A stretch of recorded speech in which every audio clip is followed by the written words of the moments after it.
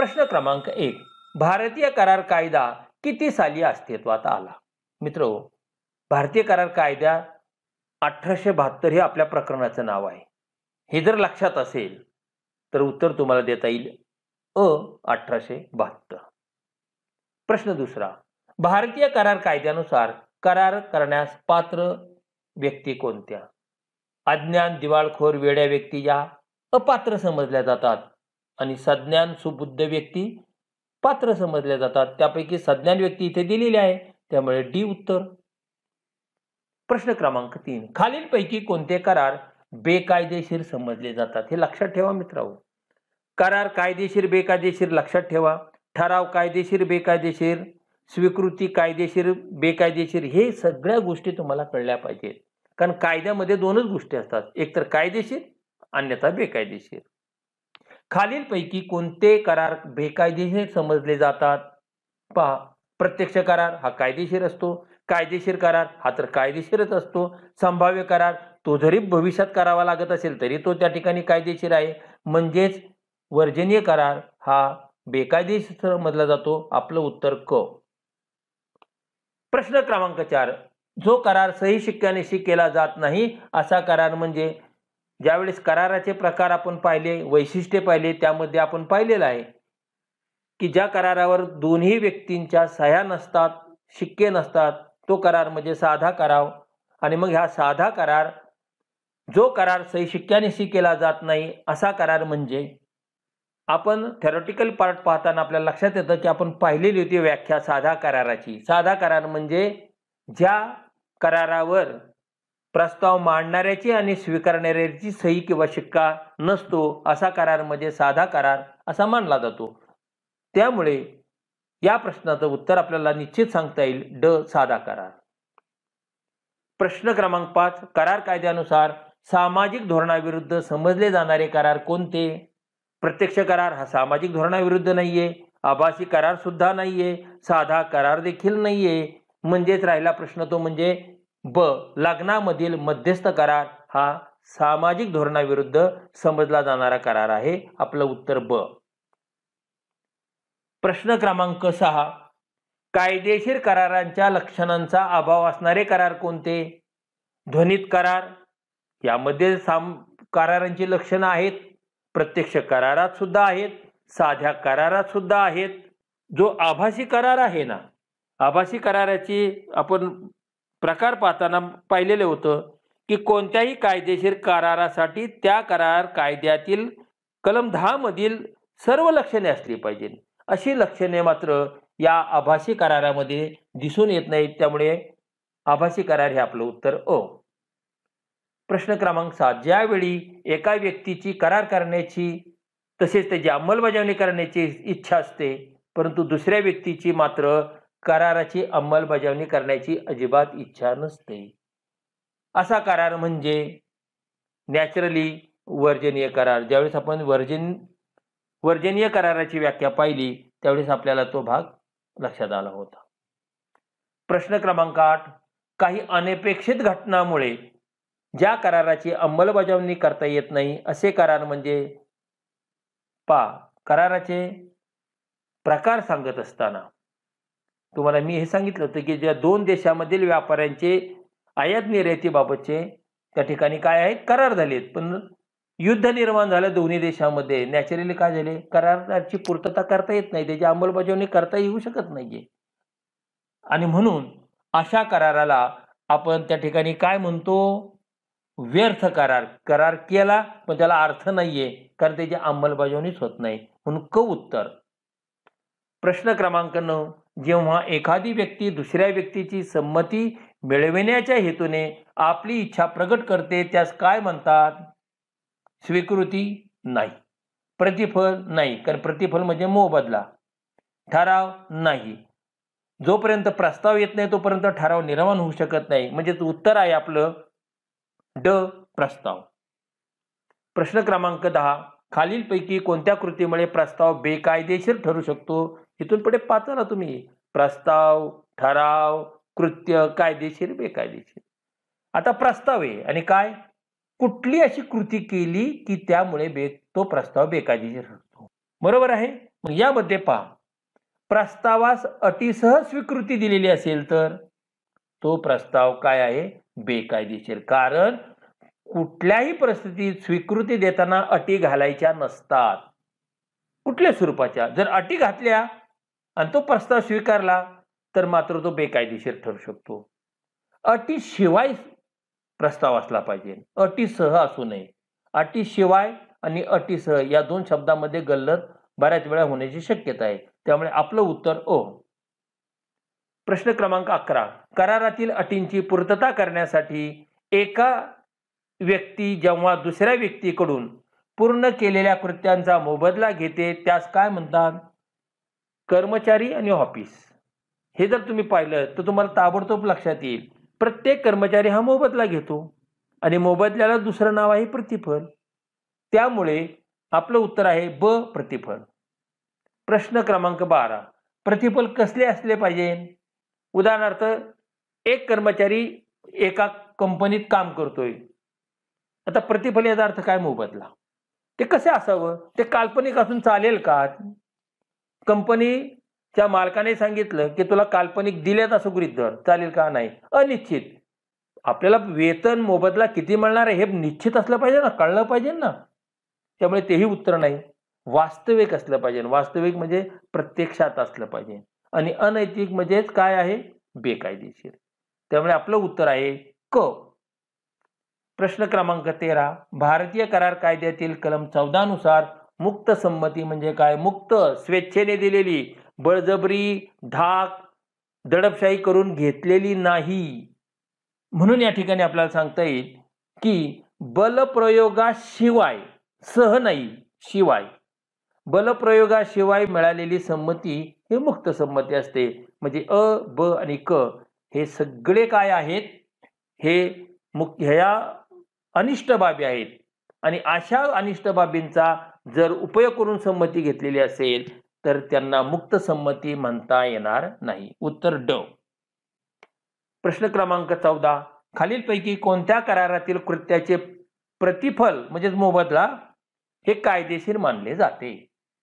कोणतं असं कृत्य आहे की त्याचा मोबदला, कोणतं असं काम आहे, कार्य आहे की ज्याचं मोबदला हा कायदेशीर असेल?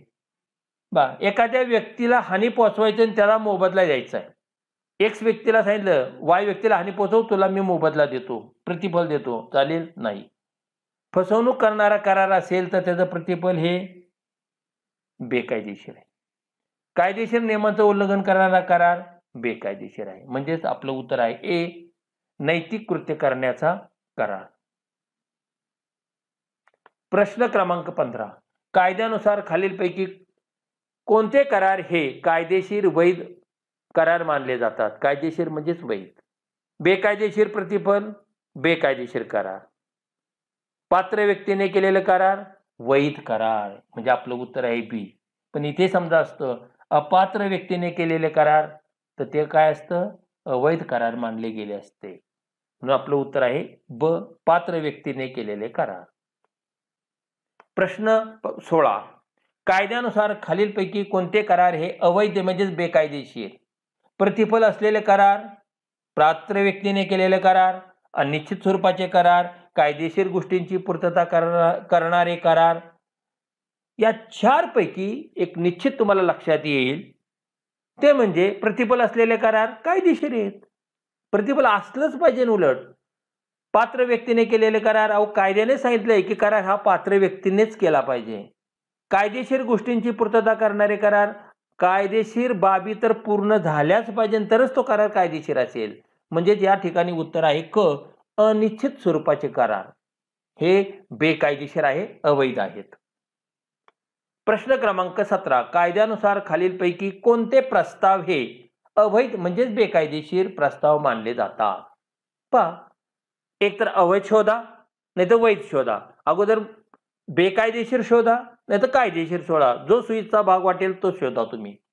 या 17 प्रश्नामध्ये आपल्या लक्षात येईल निश्चित कृत्यासाठी केलेले प्रस्ताव हे कायदेशीर आहे, वैध आहेत. कायदेशीर संबंध निर्माण करणारा प्रस्ताव हा देखील कायदेशीर आहे, वैध आहे.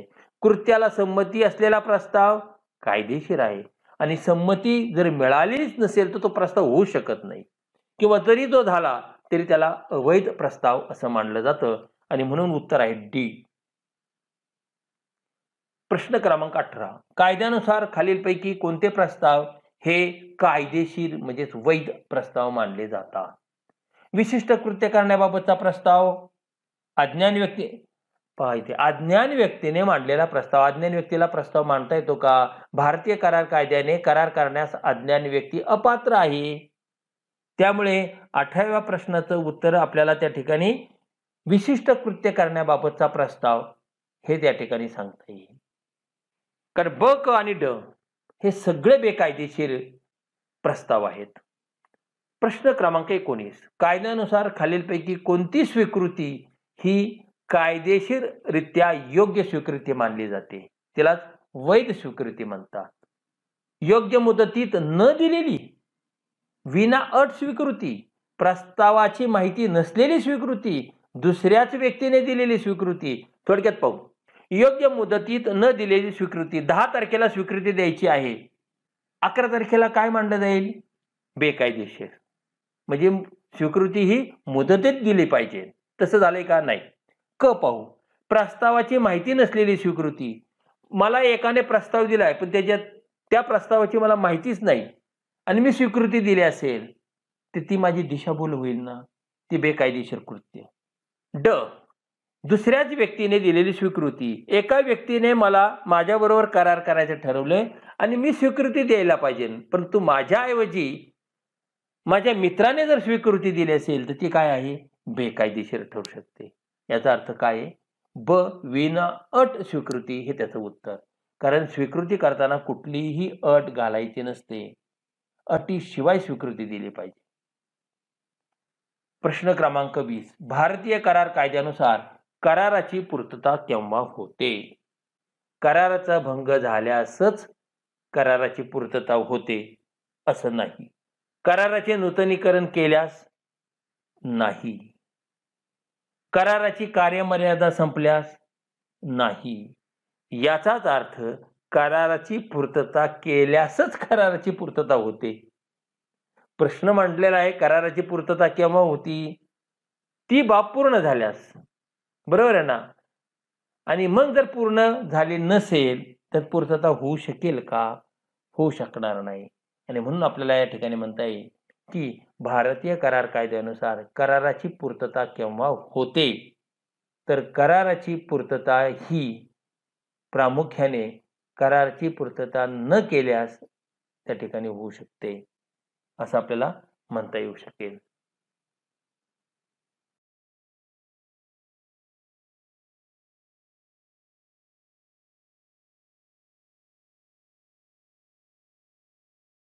प्रश्न क्रमांक 1. भारतीय भागीदारी कायदा किती साली अस्तित्वात आला? तर मगाशीच आपण सगळा भाग पाहिला, त्यानुसार म्हणता येईल 1932. प्रश्न क्रमांक 2. मर्यादित दायित्व भागीदारी कायदा किती साली अस्तित्वात आला? पुन्हाही तो भाग सांगता येईल 2008. प्रश्न क्रमांक 3. भारतीय भागीदारी कायद्यानुसार बँकिंग कंपनीमध्ये जास्तीत जास्त किती भागीदार असतात? दोन पहिले, बँकिंग कंपनी आणि इतर कंपनी. बँकिंग कंपनीच्या बाबतीत आपल्याला सांगता येईल किती? जास्तीत जास्त 10. आणि बँकिंग कंपनी सोडून इतर भागीदारी संस्थेत जास्तीत जास्त 20. म्हणजे आपलं उत्तर क 10. प्रश्न क्रमांक 4. भारतीय भागीदारी कायद्यानुसार बँकिंग कंपनी सोडून इतर कंपनीमध्ये जास्तीत जास्त किती भागीदार असतात? आत्ताच आपण पाहिलेलं आहे आणि त्यानुसार आपलं उत्तर आहे ड 20. प्रश्न क्रमांक 5. भागीदारी संस्थेची स्थापना करण्यासाठी कमीत कमी किती व्यक्तींची आवश्यकता असते? 2, 3, 5, 10 तर किमान 2 व्यक्ती. प्रश्न क्रमांक 6. भागीदारी संस्थेची स्थापना करताना सर्व भागीदारांचा जो करार होत असतो अशा कराराला काय म्हटलं जातं? सामंजस्य करार, संमती किंवा स्वीकृतीचा करार, दायित्वाचा करार का भाग हस्तांतराचा करार? तर आपण थिअरी पाहत असताना त्या ठिकाणी पाहिले की त्यांनी सगळ्यांनी एकत्र येऊन संमती दिली पाहिजे, स्वीकृती दिली पाहिजे. म्हणजेच या ठिकाणी आपलं उत्तर आहे ब, संमती किंवा स्वीकृतीचा करार. प्रश्न क्रमांक 7, भागीदारी संस्थेच्या व्यवसायातील नफा व तोट्याची विभागणी भागीदारांमध्ये कशी केली जाते? समान वाटप केलं जातं, भागीदारीतील हिस्स्याप्रमाणे त्यांना दिलं जातं, करारातील अटीनुसार दिलं जातं, का वरीलपैकी कोणतंही लागू नाहीये? तर सर्व भागीदार ज्यावेळेस एकत्र येतात, करार करतात, स्वीकृती करार करतात, त्या कराराच्या अटीमध्ये नफा आणि तोटा कसा वाटून घ्यायचा हे ठरवतात. मग तो कदाचित समान सुद्धा असू शकेल, त्यांच्या कॅपिटलच्या रेशोमध्ये सुद्धा असू शकेल, पण तू हे कुठं असतं तर कराराच्या अटीत असतं. आणि म्हणून उत्तर इथे आपल्याला सांगता येईल क, करारातील अटीनुसार. प्रश्न क्रमांक 8, भारतीय भागीदारी कायद्याने भागीदारी संस्थेची निर्मिती करण्यासाठी कोणते प्रतिबंध घातलेले आहेत?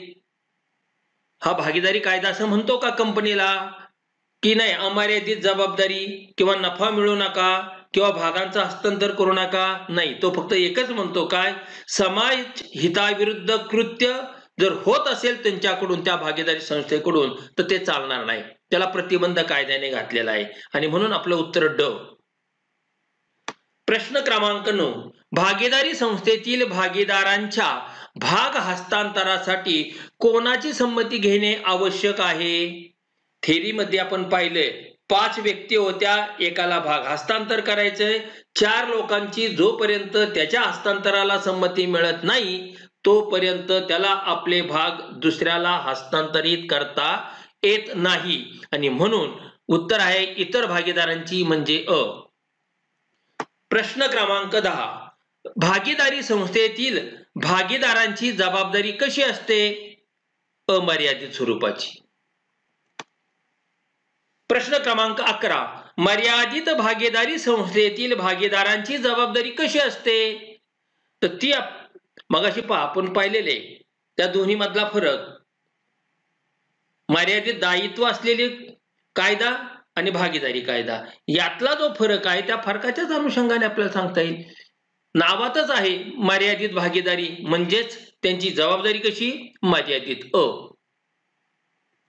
प्रश्न क्रमांक 12, जेव्हा एखादी व्यक्ती आपल्या लेखी, तोंडी किंवा वर्तणुकीतून आपण त्या भागीदारी संस्थेतील भागधारक आहे असं जर दर्शवित असेल तर अशा भागीदाराला काय म्हटलं जातं?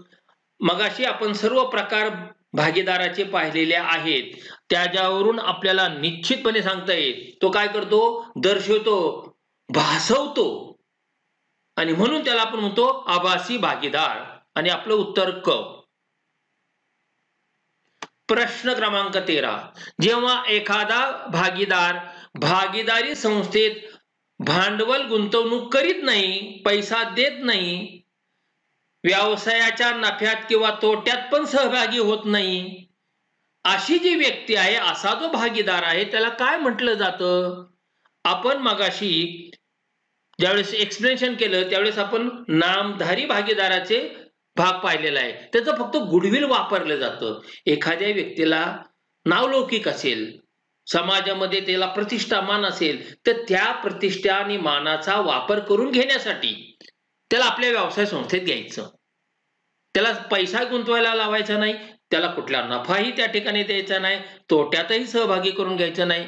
अशा भागीदाराला मग फक्त काय म्हटलं जातं? नामधारी भागीदार ड. प्रश्न क्रमांक 14, जेव्हा एखाद्या भागीदाराचे भागीदारी संस्थेतील दायित्व लायबिलिटी हे त्याने केलेल्या गुंतवणुकी इतकेच मर्यादित असते, असा जर भागीदार असेल तर त्याला काय म्हटलं जातं? तर त्याला मर्यादित, त्याची जबाबदारी किती आहे? मर्यादित स्वरूपाची आहे. त्याने जेवढी रक्कम कंपनीत गुंतवलेली आहे तेवढ्याच मर्यादेपर्यंत तो जबाबदार असतो आणि म्हणून उत्तर आहे आपलं अ. प्रश्न क्रमांक 15, जेव्हा एखादा भागीदार भागीदारी संस्थेतील दैनंदिन स्वरूपाचे सर्व व्यवहार पाहत असेल व्यवस्थापनात भाग घेत असेल अशा भागीदाराला काय म्हटलं जातं? तर अशा भागीदाराला आपण म्हणतो सक्रिय भागीदार. कारण तो प्रत्यक्षपणे व्यवसाय संस्थेच्या कार्यात भाग घेतो आणि म्हणून त्याला आपण म्हणतो सक्रिय भागीदार. ब. प्रश्न क्रमांक 16. मर्यादित दायित्व भागीदारी संस्थेत किती नियुक्त भागीदार असतात? मर्यादित दायित्व भागीदारी संस्थेमध्ये आपण मगाशी पाहिलं होतं काय, की यामध्ये भागीदारांची जबाबदारी मर्यादित असते आणि त्याच्यासाठीच तो 2008चा कायदा अस्तित्वात आला. आणि अशा भागीदारी संस्था आणि कंपनी या जवळजवळ सारख्याच असतात, नियमन सुद्धा सारखंच आहे. आणि म्हणून अशा मर्यादित दायित्व भागीदारी संस्थेमध्ये नियुक्त भागीदार किंवा त्यालाच आपण म्हणतो व्यवस्थापकीय भागीदार, व्यवस्था पाहण्यासाठी किती असावे लागतात? तर किमान 2 असावे लागतात. त्या 2 पैकी एक भारतीय असावा असं कायद्याने बंधन घातलेलं आहे. म्हणजे एक परदेशी जरी असेल तरी एक भारतीय असणं आवश्यक आहे. कमीत कमी त्या ठिकाणी 2 हे आपलं उत्तर. प्रश्न क्रमांक 17. मर्यादित दायित्व भागीदारी कायदा कलम 7 नुसार भागीदारी संस्थेतील नियुक्त भागीदार हे पद जर रिक्त झालं, म्हणजे त्याने राजीनामा दिला असेल, त्याचा मृत्यू झाला असेल, किती दिवसात भागीदारी संस्था ते पद भरू शकते? तर या कलम 7 मध्ये तरतूद दिलेली आहे. असं पद भरायचं झाल्यास ती भागीदारी संस्था 30 दिवसात असं पद भरू शकते आणि म्हणून आपलं उत्तर आहे ड. 30 दिवस. प्रश्न क्रमांक 18. मर्यादित दायित्व भागीदारी संस्थेतील सभासदांची संख्या जास्तीत जास्त किती असते? आपण भागीदारीचं पाहिले पहा. बँकिंग असेल तर 10, इतर कंपन्यांच्या बाबतीत 20. हे कशाचं? भागीदारी संस्था. आता कशाचा आपण प्रश्न पाहतोय? मर्यादित दायित्व भागीदारी संस्थेचं 2008च्या कायद्यानुसार स्थापन झालेले आहेत. आता हे वारंवार सांगतोय मी तुम्हाला, ही भागीदारी संस्था आणि कंपनी हे जवळजवळ सारखीच आहे. मग कंपनीमध्ये सभासदांची संख्या किती असते व जास्तीत जास्त? कितीही असते, अमर्याद असते. त्यामुळे साहजिकच मर्यादित दायित्व भागीदारी संस्था ह्या कंपनी कायद्यानुसार स्थापन झालेल्या असल्यामुळे त्यांची सुद्धा सभासद संख्या ही अमर्यादित असते आणि म्हणून आपलं उत्तर अ नाही, ब नाही, क नाही आणि वरीलपैकी कोणतंही नाहीये, कारण अमर्यादित हे तुम्हाला त्या ठिकाणी उत्तर आहे. प्रश्न क्रमांक 19. मर्यादित दायित्व भागीदारी संस्थेची निर्मिती कशाद्वारे होत असते? कायद्याद्वारे, कराराद्वारे, सरकारद्वारे का वरीलपैकी काहीही नाहीये? मग अशीच पाहिलं पण कंपनी कायद्याद्वारे या संस्थांची निर्मिती होत असल्यामुळे आपलं उत्तर आहे अ. आणि प्रश्न क्रमांक 20. मर्यादित दायित्व भागीदारी कायद्याने कोणत्या मर्यादित दायित्व भागीदारी संस्थेच्या आर्थिक हिशेबांच्या लेखापरीक्षणाबाबत सूट दिलेली आहे?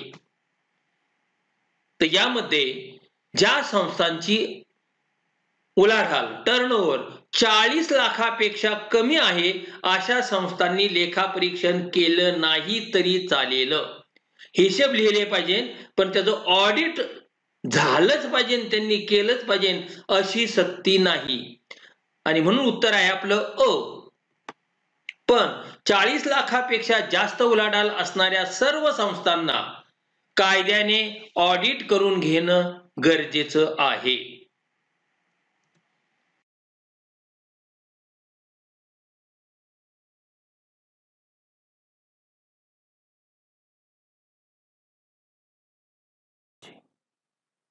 मित्रो, आतापर्यंत हा आपण थोडक्यात माल विक्री कराराबाबतची माहिती पाहिलेली आहे.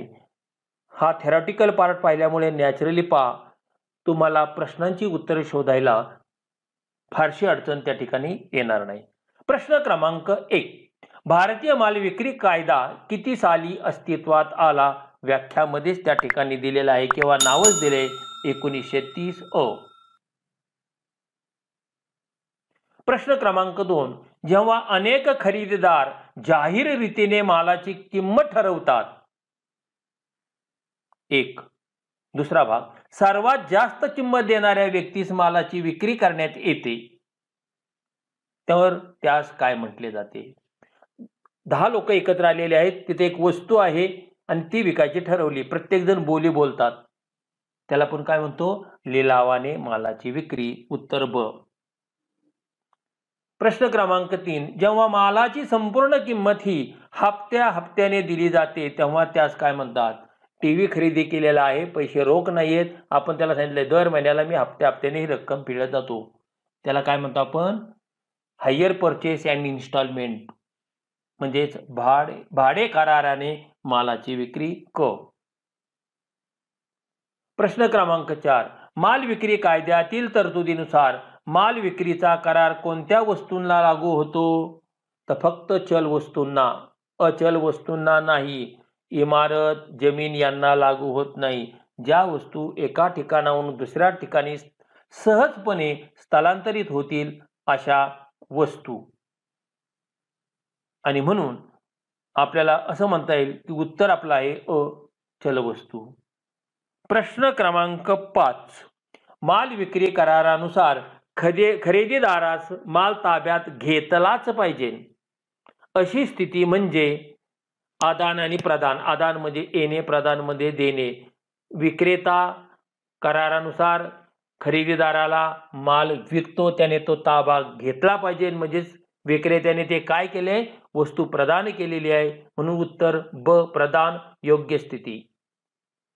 प्रश्न क्रमांक 6, जी वस्तू विक्री कराराच्या वेळी अस्तित्वात असून, म्हणजे अस्तित्वात आहे, अस्तित्वात असून जिच्या बाबत खरेदीदार व विक्रेता यांना ओळख पटलेली आहे व जिच्या विक्रीबाबत दोघांचेही एकमत झालेले आहे अशी वस्तू म्हणजे, आपण भाग वस्तूंचा प्रकार पाहताना पाहिलेला आहे पहा, आणि त्यानुसार आपल्याला निश्चित सांगता येईल. याचं उत्तर आहे क, निश्चित वस्तू. प्रश्न क्रमांक 7, जी वस्तू विक्री कराराच्या वेळी अस्तित्वात नसतात, विद्यमान नसतात, फक्त ते वर्णनाद्वारे किंवा नमुन्याद्वारे तिची विक्री होत असते अशी वस्तू म्हणजे. या संदर्भात मी तुम्हाला आयफोन उदाहरण सांगितलेलं आहे आणि त्याच्या आधारे आपण म्हणू शकतो की अनिश्चित वस्तू, ड हे उत्तर. प्रश्न क्रमांक 8, विक्री कराराच्या वेळी ज्या वस्तू विक्रेत्याकडे उपलब्ध नसतात अशा वस्तू करार झाल्यानंतर तयार किंवा उत्पन्न केल्या जातात अशा वस्तू म्हणजे. या संदर्भात देखील मी तुम्हाला फ्लॅटचं उदाहरण दिलेलं आहे आणि म्हणून अशा वस्तूंना आपण म्हणतो भावी वस्तू अ. प्रश्न क्रमांक 9, विक्री कराराच्या वेळी ज्या वस्तू विक्रेत्याकडे उपलब्ध नसतात मात्र अशा वस्तू इतर कोणाकडे तरी उपलब्ध असतात किंवा विशिष्ट घटना घडल्यानंतर ती वस्तू उपलब्ध होऊ शकतात अशा वस्तू म्हणजे घटनाश्रित वस्तू किंवा त्यालाच संभाव्य वस्तू असं देखील म्हटलं जातं. उत्तर आहे ब. प्रश्न क्रमांक 10, माल विक्रीच्या करारातील प्रमुख उद्दिष्टे पूर्ण करण्यासाठी ज्या अटींची पूर्तता होणे आवश्यक असते त्या अटींना काय म्हटलं जातं? प्रमुख अट, त्यानंतर दुय्यम अट आणि त्यानंतर इतर अटी. म्हणजे आपलं उत्तर आहे क, प्रमुख अट. कंडिशन ज्याला आपण म्हणतो, प्रमुख अटीलाच इंग्लिशमध्ये काय म्हणतात? कंडिशन. आणि दुय्यम अट म्हणजे वॉरंटी. प्रश्न क्रमांक 11, माल विक्रीच्या कराराचे स्वरूप कसे असते? लेखी असते का, तोंडी असते, अंशतः लेखी आहे का, अंशतः तोंडी आहे का? तर या सर्व प्रकारापैकी कोणत्याही प्रकाराने माल विक्री करार करू शकतात, होऊ शकतो, आणि म्हणून उत्तर आहे ड, वरीलपैकी सर्वच्या सर्व. प्रश्न क्रमांक 12, अदत्त विक्रेता मालावर किंवा वस्तूवर ग्रहणाधिकार केव्हा करू शकतो, बजावू शकतो? ग्रहणाधिकार म्हणजे ग्रहण करण्याचा अधिकार, ताब्यात घेण्याचा अधिकार. मालाची विक्री केलेली आहे, पैसे मिळाले नाही तरच अदत्त विक्रेता ही संकल्पना निर्माण होते. म्हणजे पहिला भाग रोखीने विक्री केली असेल तर अदत्त विक्रेता निर्माण होऊ शकत नाही. त्यामुळे मालाची उधारीने विक्री केलेली असेल तरच त्या विक्रेत्याला अदत्त विक्रेता म्हणतात. मग अशा अदत्त विक्रेत्याला मालाची किंमत मिळवण्यासाठी ग्रहणाधिकार बजावता येऊ शकतो आणि म्हणून उत्तर आहे अ. प्रश्न क्रमांक 13.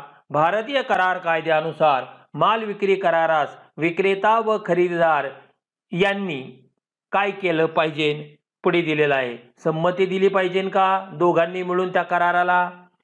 का मुक्त संमती दिली पाहिजे? का बलप्रयोग किंवा वर्जनीय संमती? तर आपण निश्चित म्हणतो संमती दिली पाहिजे. पण भारतीय करार कायद्यानुसार काय म्हटलंय? नुसती संमती देऊन चालत नाही, तर ती कशी असावी? ती संमती स्वेच्छेने असावी. कुणीही त्यावर प्रेशर आणून ती संमती घेऊ नये, बलप्रयोग करून संमती घेऊ नये. तर ती कशी असावी? मुक्त असावी, स्वेच्छेने दिलेली असावी आणि म्हणून उत्तर आहे ब. प्रश्न क्रमांक 14. अदत्त विक्रेत्यास वस्तूबाबत कोणते अधिकार प्राप्त होत नाही? वस्तूची अडवणूक करणे तो करू शकतो, कारण पैसे त्याला येणं आहे. वस्तू जप्त करतो का? करू शकतो, कारण त्याला ते अधिकार आहेत. वस्तूवर ग्रहणाधिकार बजावू शकतो का? हो, निश्चित बजावू शकतो, कारण त्याने वस्तू विकलेली आहे आणि त्याचा मोबदला घ्यायला त्याला पूर्ण कायदेशीर अधिकार आहे. मात्र असा मोबदला दंडेलशाहीने, बलप्रयोगाने वस्तूचा ताबा त्याला घेता येत नाही. त्यामुळे तो त्याला अधिकार नाही. क हे उत्तर. प्रश्न क्रमांक 15. माल विक्री करारातील प्रमुख अटींचा भंग झाल्यास निर्दोष पक्षास कोणते अधिकार प्राप्त होतात? पा. माल विक्री करार दोघांमध्ये होतो, विक्रेता खरेदीदार, त्या दोघांपैकी कुणीही जर अटीचा भंग केला असेल तर त्यांना सदोष पक्ष असं म्हणतात, आणि ज्याने अटीचा भंग केला नाही त्याला निर्दोष म्हणतात. मग या निर्दोष पक्षास किंवा व्यक्तीस कोणते अधिकार प्राप्त होतात? कधी? प्रमुख अटी, कंडिशन्स, नॉट वॉरंटी. कंडिशनचा भंग केलेला असेल तर त्याला हे सगळे अधिकार प्राप्त होतात. अ, ब आणि क मध्ये उल्लेखलेले, आणि म्हणून उत्तर आहे ड. प्रश्न क्रमांक 16. माल विक्री करार कायद्यातील कलम 12 उपकलम 2 हे कशाशी संबंधित आहे? तर हे करार कायद्यातील प्रमुख अटी म्हणजे कंडिशनशी संबंधित आहे आणि म्हणून त्याला आपण म्हणतो उत्तर अ. प्रश्न क्रमांक 17. माल विक्री करार कायद्यातील कलम 12 उपकलम 3 हे कशाशी संबंधित आहे? तर निश्चितपणे आपल्याला सांगता येईल हे दुय्यम अटी म्हणजेच वॉरंटीशी संबंधित आहे आणि म्हणून उत्तर आहे आपलं बी, दुय्यम अटी. प्रश्न क्रमांक 18. माल विक्रीच्या करारातील एखादे बंधन किंवा अट, काही म्हणा, कंडिशन इतकी महत्वाची असते की ती पूर्ण जर झाली नाही तर करार रद्द करण्याचा अधिकार मिळतो. ज्याने अट किंवा ते बंधन पाळले नाही तो सदोष. मग निर्दोष व्यक्तीला असा करार रद्द करण्याचा अधिकार मिळतो. अशा बंधन किंवा अटीस काय म्हटले जाते? प्रमुख अट, कंडिशन, नॉट वॉरंटी. म्हणून आपलं उत्तर ब. प्रश्न क्रमांक 19. माल विक्री कराराच्या मूळ उद्देशाच्या पूर्ततेसाठी जी अट गौण स्वरूपाची आहे, गौण म्हणजेच काय? दुय्यम, गौण स्वरूपाची असते आणि तिचे पालन झाले नाही तर फक्त नुकसान भरपाई मिळते, परंतु ती अट पूर्ण केली नाही, पालन झाले नाही म्हणून करार रद्द करता येत नाही. अशी अट म्हणजे अ, दुय्यम अट. प्रश्न क्रमांक 20. माल विक्री करार कायद्याच्या कलम 4 उपकलम 1 मध्ये कोणती बाब नमूद केलेली आहे? तर माल विक्री करार कायद्यानुसार कायद्याच्या कलम 4 उपकलम 1 मध्ये माल विक्री कराराची व्याख्या नमूद केलेली आहे. त्यामुळे उत्तर आहे आपलं ब. विद्यार्थी पार्ट पाहिल्यानंतर आपण मूळ आपल्या भागाकडे येणार आहोत आणि ते म्हणजे मल्टिपल चॉईस क्वेश्चन. त्यामध्ये पहिला जो क्वेश्चन आहे तो दिलेला आहे पहा. लवाद व समझोता कायदा किती साली संमत करण्यात आलेला आहे? तर उत्तर आहे आपलं अ 1996. प्रश्न क्रमांक 2 मध्यस्थ करार हा या कायद्यातील कलम डॅश डॅश मधील नमुन्यात असला पाहिजे. कलम 7 उपकलम 2 नुसार असला पाहिजे म्हणून उत्तर ब. प्रश्न क्रमांक 3 लवाद व समझोता कायदा 1 च्या कलम डॅश डॅश मध्ये आंतरराष्ट्रीय व्यापार लवादाची व्याख्या दिलेली आहे. कलम 2 उपकलम 1 फ मध्ये व्याख्या दिलेली आहे म्हणून उत्तर आहे आपलं क. प्रश्न क्रमांक 4 लवाद व समझोता कायदा 1996 च्या कलम 7 उपकलम 5 नुसार मध्यस्थ करार कसा असला पाहिजे? लेखी, तोंडी पाहिजे, दोन्ही पाहिजे का वरीलपैकी काहीच नाहीये? करार आहे, हा करार तोंडी चालत नाहीये आणि म्हणून त्या ठिकाणी काय आहे? लेखी पाहिजे. कुठलाही करार हा लेखी असावा आणि तोही भारतीय करार कायद्यानुसार पात्र व्यक्तीने केलेला असावा आणि म्हणून उत्तर आहे अ. प्रश्न क्रमांक 5 मध्यस्थ किंवा लवादाचे कोणते अधिकार आहेत? प्रशासकीय मदत मिळविणे. लवादाचे प्रामुख्याने कार्यवाही करीत असताना जर प्रशासकीय मदत घ्यावी लागत असेल, तज्ज्ञांची मदत घ्यावी लागत असेल किंवा एखाद्या न्यायालयाची मदत या मध्यस्थाला घ्यावी लागत असेल तर हे सगळी मदत तो मिळू शकतो, घेऊ शकतो, कारण त्याला तसे अधिकार दिलेले आहेत. याचाच अर्थ वरील सर्व अधिकार हे त्या मध्यस्थ किंवा लवादाचे आहेत म्हणून उत्तर आहे ड. प्रश्न क्रमांक 6 मध्यस्थ किंवा लवादाची कोणती कर्तव्य आहेत? विवाद आपल्या कार्यक्षेत्रातील आहे किंवा नाही हे पाहणे. तो जर समजा महाराष्ट्रातला असेल आणि त्याच्याकडे समजा गुजरातची केस आली तर त्याचं कार्यक्षेत्रातला तो वाद नाहीये, त्यामुळे त्याने ते करू नये. त्याच्याकडे आलेलं प्रकरण आहे ते त्याला हाताळता येणार नाही. 2 त्याला मिळालेला आदेश हा कायदेशीर आहे का नाही हे त्या लवादाने किंवा मध्यस्थाने पहा. म्हणजे मध्यस्थाने आपलं काम करताना आपली जी नेमणूक झाली ती कायदेशीर आहे का नाही हे पाहावं. क त्यांनी आपले कामकाज वेळेत पूर्ण केले पाहिजे. हे अ, ब आणि क हे सर्व कर्तव्य त्या लवादाचे किंवा मध्यस्थाचे असल्यामुळे आपलं उत्तर ड. प्रश्न क्रमांक 7 लवाद व समझोता कायदा 1996 च्या कलम डॅश डॅश मध्ये सलोखा अधिकाऱ्याच्या संख्येबाबत कायदेशीर तरतुदी दिलेल्या आहेत. कलम 63 मध्ये किती संख्या असावी याबाबतच्या तरतुदी दिलेल्या आहेत. उत्तर आहे आपलं अ. प्रश्न क्रमांक 8 लवाद व समझोता कायदा 1996 च्या कलम डॅश डॅश मध्ये सलोखा अधिकाऱ्याच्या नियुक्तीबाबत कायदेशीर तरतुदी दिलेल्या आहेत. कलम 64 मध्ये सलोखा अधिकाऱ्याच्या नियुक्तीबाबतच्या कायदेशीर तरतुदी दिलेल्या आहेत. प्रश्न ज्या कायम मध्यस्थ संस्थेची म्हणजेच नोंदणी अधिकारी किंवा सहकारी संस्था किंवा ज्याची विशिष्ट वाद सोडवण्यासाठी मध्यस्थ म्हणून नियुक्ती केलेली असते त्यास काय म्हटले जाते? मध्यस्थ करार किंवा लवाद. नेक्स्ट कलम 61 ते 81 नुसार कोणत्याही कायदेशीर संबंधातून निर्माण होणारे करारात्मक व इतर सर्व प्रकारचे वाद सोडवण्यासाठी जी पद्धत वापरली जाते तिला काय म्हटलं जातं? मध्यस्थ करार किंवा लवाद करार, सलोखा किंवा समझोता पद्धत, वरील अ व ब का वरीलपैकी एकही नाही? तर उत्तर आहे अ सलोखा किंवा समझोता पद्धत. प्रश्न क्रमांक 10 लवाद व समझोता कायदा 1996 च्या कलम डॅश डॅश मध्ये सलोखा अधिकाऱ्याला प्रशासकीय मदत घेण्याबाबत कायदेशीर तरतुदी दिलेल्या आहेत.